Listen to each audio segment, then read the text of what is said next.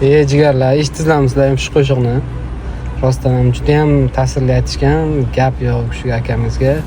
Rahmat kattakon, lekin bu qo'shiqni eshitib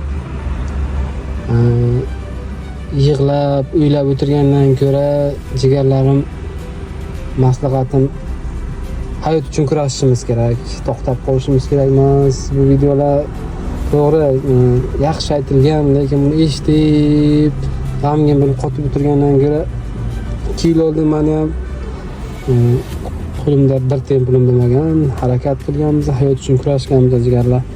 Mana hozirda chenimizda $60,000 pulimiz bor, mana bu yoqda 20 million. Sizlarga ham